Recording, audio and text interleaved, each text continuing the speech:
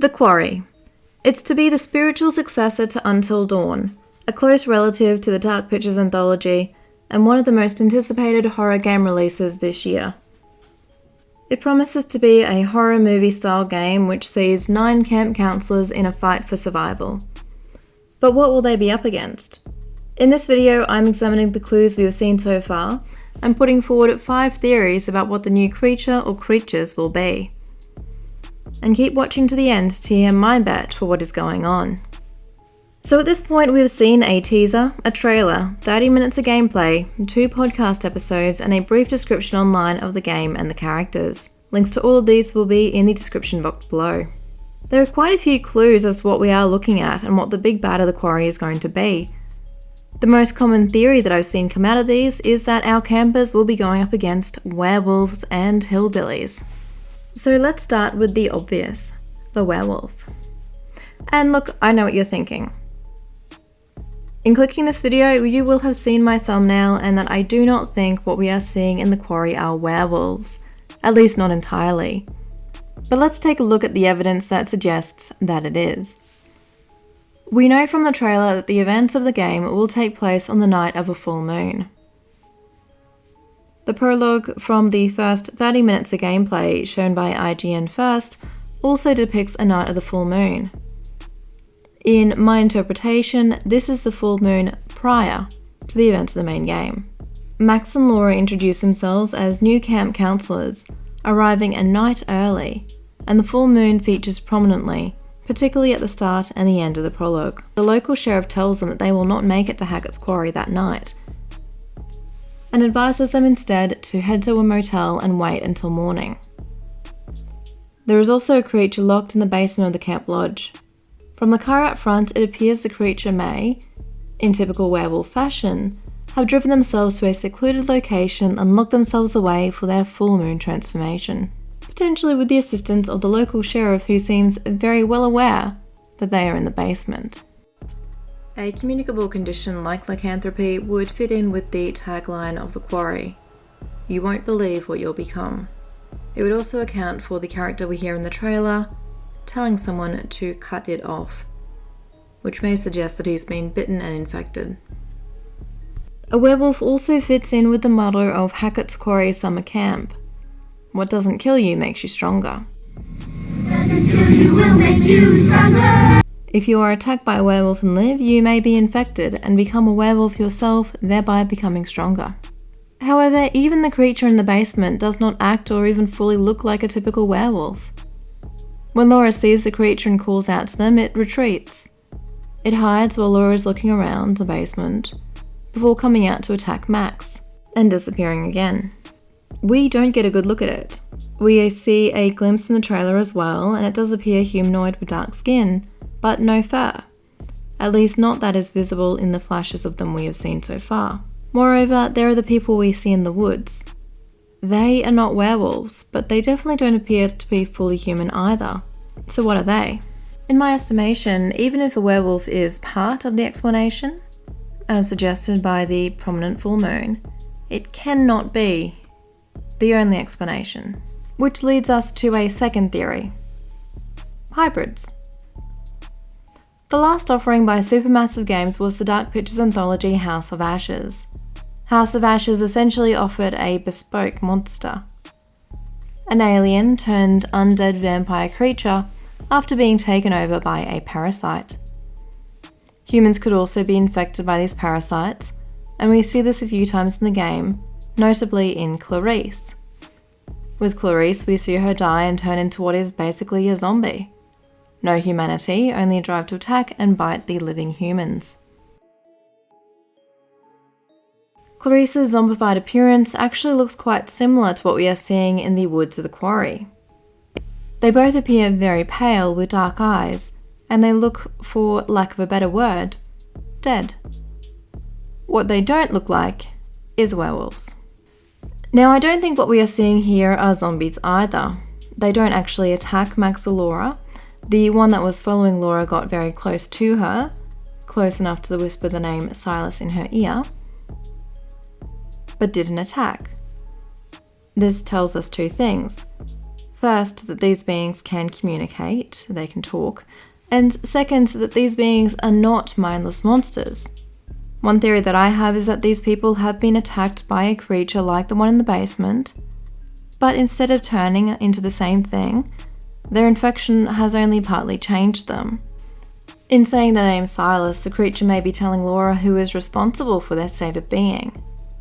Laura finds a sign referring to Silas the dog boy, which appears to be part of a travelling show. If Silas is responsible, then the creatures could have been in the forest a long time. Freak shows lost their popularity and largely dropped out of existence in the 1930s, with very few still existing today, though notably there is one on Coney Island, New York. With a connection to the human family to which Bobby, Jedediah, Constance, and perhaps Travis belonged to, it is possible that the original Silas mixed in with humans who were living in the area. It does seem that the creature in the basement isn't Silas himself, as we see a collar with the name Ian on it, perhaps a descendant of Silas who inherited his condition. In a similar vein, I think it is possible that we will find out that the creatures are just people, albeit people potentially with a genetic deformity. This actually isn't unheard of. There have been performers at sideshows or freak shows that have had physical deformities, including conditions that cause them to have a dog or wolf-like appearance.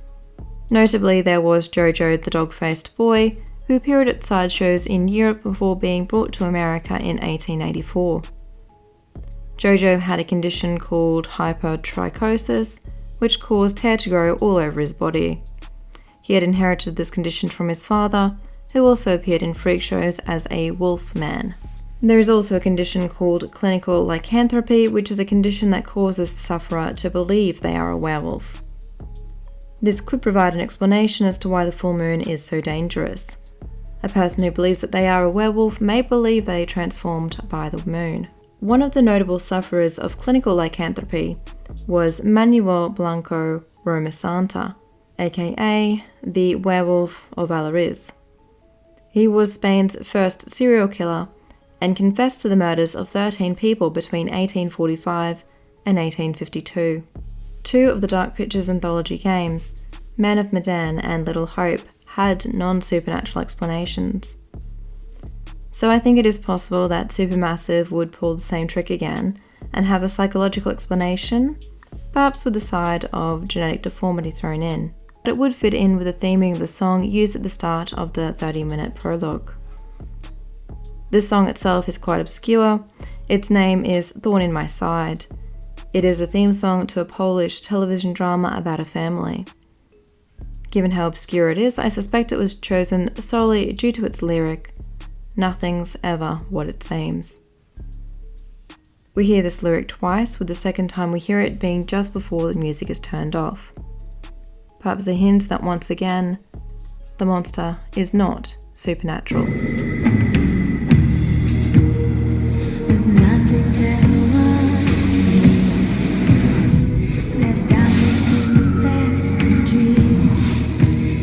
One point of commonality between each of the Dark Pictures anthology games and Until Dawn is that the locations are all tied to the horror. Until Dawn was based in part of Canada that has stories of Wendigos. Man of Medan took place on the SS Oran Medan, which was a real ship that actually transported chemicals that ended up killing almost everyone on board. Little Hope took place in Massachusetts and featured witch trials. Massachusetts, of course, really did have witch trials, the most famous of which being in Salem, Massachusetts. And House of Ashes took place in Iraq and featured the story of the downfall of the Akkadian Empire under Naram Sin, with the alien creatures being tied to the appearance of Pazuzu, an Akkadian deity, albeit one that was incredibly different to the actual alien creatures themselves. Being in New York, there is a non-supernatural explanation which is tied in quite closely to the location. This explanation being human experimentation. New York State is the home of Camp Hero, a radar station on Long Island with a reputation for secret government experimentation, under the name the Montauk Project.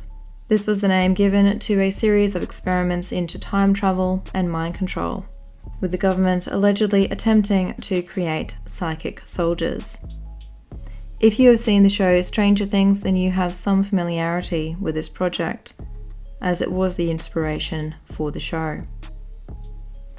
In the 30 minutes of gameplay, we do see one of the creatures in the woods appearing to wear some form of gown, potentially a hospital gown.